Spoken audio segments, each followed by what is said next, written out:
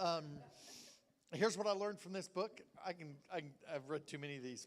Never too many. Five love languages. Okay, this has been around for 20 years. It's still, you need to read it. Now, the problem is don't just read it, learn from it, and live within the parameters. A lot of guys read it. They've told me, I read it, and I'm like, okay. Well, yeah, her love language is this. I said, okay. I mean, what are you doing with it, right? What are you doing with it? My wife's love language is acts of service. So it took me that long. Mine is physical touch. And I'm thinking, for me, it was, we don't have any kids in here, do we? Other than connection. Having sex was me saying, I love you. Hers was doing dishes. Okay, so we know we had a problem, didn't we? Okay, I'm like, so not until I read this book that I realized she's doing dishes and she's screaming from the rooftop, I love you, I love you, I love you. Or when she folds my laundry and puts it all in a row inside my drawer, she's telling me, she's just screaming from the rooftop that she loves me. And I'm sitting over here thinking, she doesn't love me. She doesn't love me. She doesn't love me. So I realized she was saying very loudly, I love you. That's what I learned from this book. But what you've got to do is read it and make an application of it. Okay? So here we go, drum beat. It's a great book and a brand new one. Nice. It's thinner. It's thinner when it.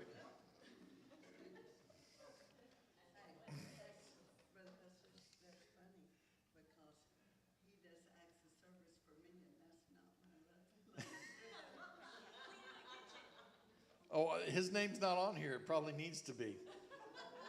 But the person whose name's on here already owns this book, I'm sure. Sandra. We're going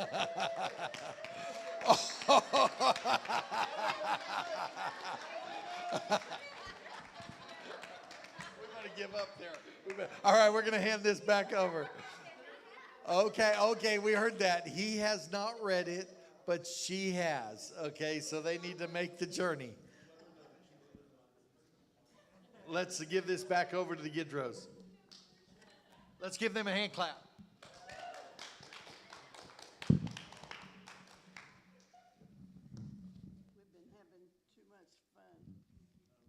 We've been having too much fun telling stories. We need to get with the seminar. The energizing cycle is when his love motivates her respect, and her respect motivates his love. So it's working together. Men, love is not a husband's mother tongue. And so, guys, I want y'all to get your pencil. Wife, give him the syllabus. And I'm going to talk to the men. To energize your wife, don't just talk about love, but put your love into action. And we're going to use the word couple. And for some reason, my PowerPoint is supposed to come up one at a time, but it's all coming up together. C is for closeness. She wants, you guys, you all got your pistols? Okay. She wants you to be close. A loving husband is to cleave to his wife, taking time to talk, being affectionate, close to her heart, and not just when he wants to be intimate. You got that, guys? Genesis 2:24. Man shall cleave unto his wife. Cleave means cling, hold, keep close. Join together, becoming one flesh. You got it? She wants you to be close to her. I probably, during the 60 years, the sentence my husband has heard more than any other is, hold me. Right? Hold me. Secure me in your love. Just let me, I don't know if it's because of my background or what, but the comfort of his arms. is, and of course it could be because my love language is physical touch. Ah, She woke me up last week about 3 o'clock in the morning and just said, hold me. Just hold me. I've heard it thousands and thousands of times.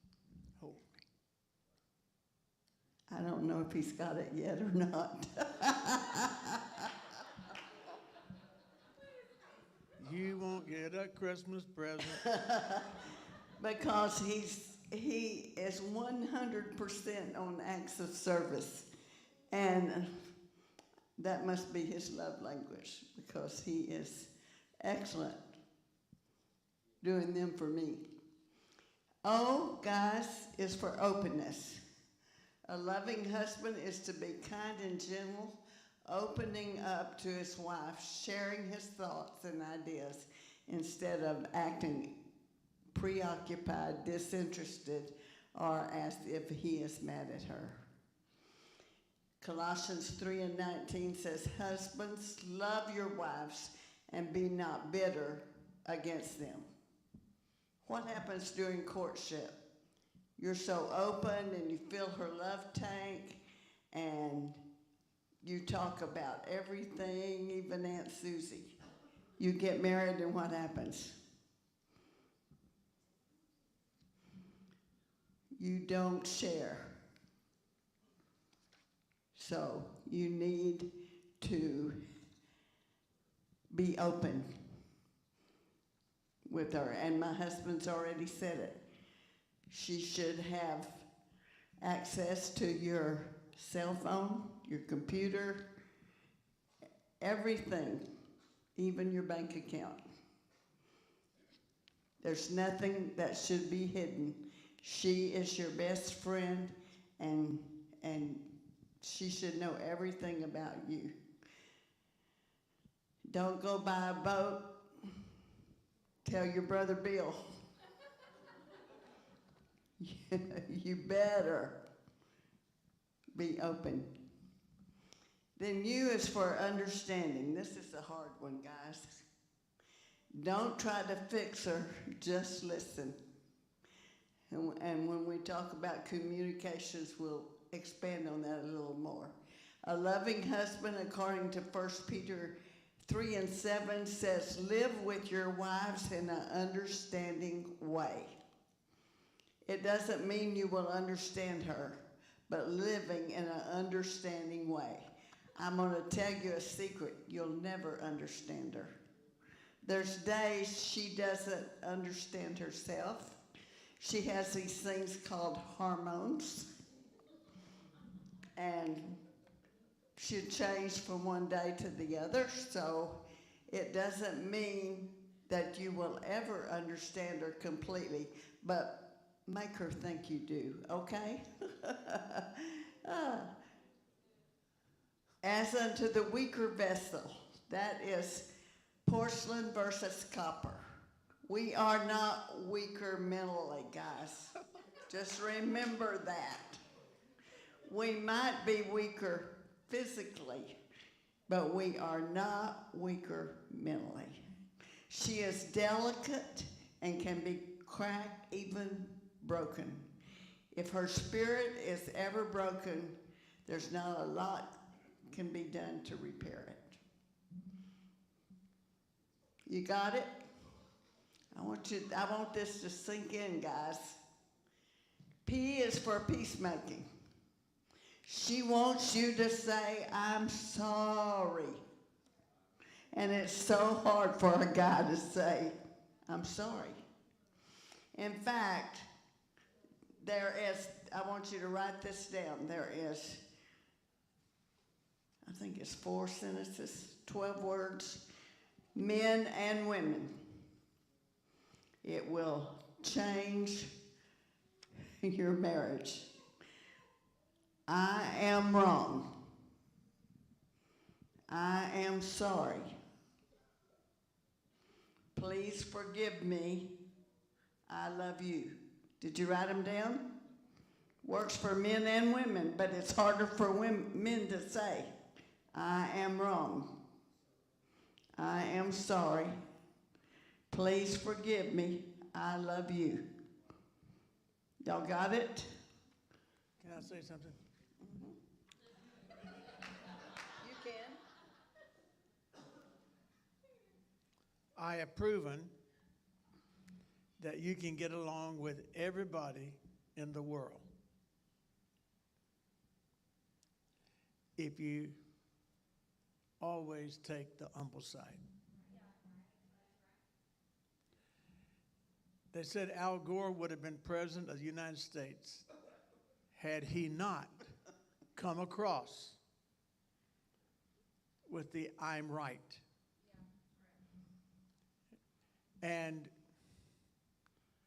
boy, it's hard for us guys to crucify, but you'll win every time you take the humble side. He finally learned.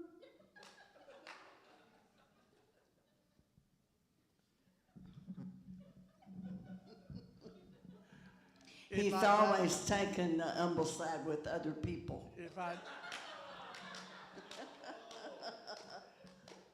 I die today, it's because I died laughing.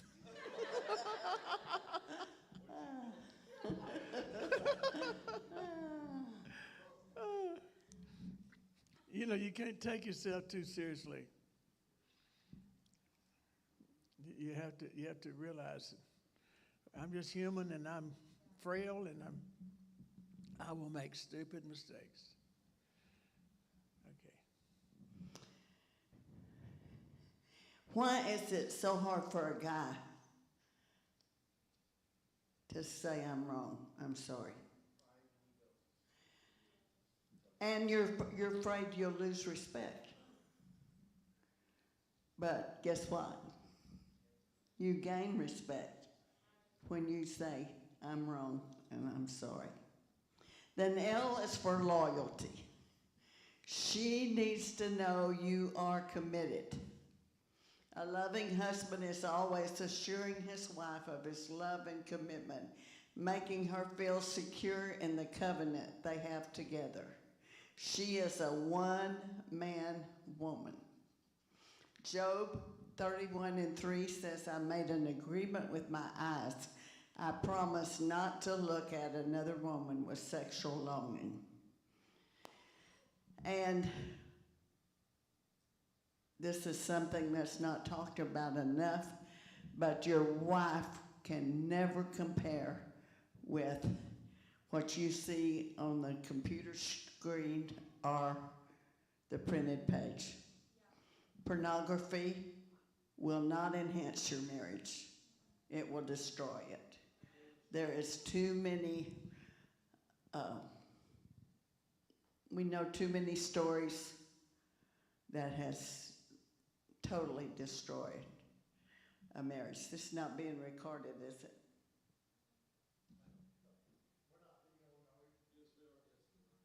Okay. Stop just a minute.